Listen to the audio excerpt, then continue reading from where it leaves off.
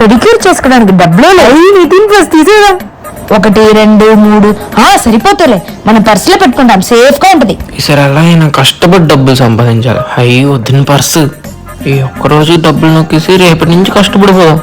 1 2 3 సరిపోతాయిలే. దీన్ని ఇప్పుడు ఎవరికి కనిపించకుండా దాద్దాం. అయ్యయ్యో, వాషింగ్ కు బట్టలు ఏమంటే అన్ని ఇక్కడే పడేస్తారు. ఇవన్నీ ఎప్పుడు వాష్ చేయాలి, ఎప్పుడు వంట చేయాలి?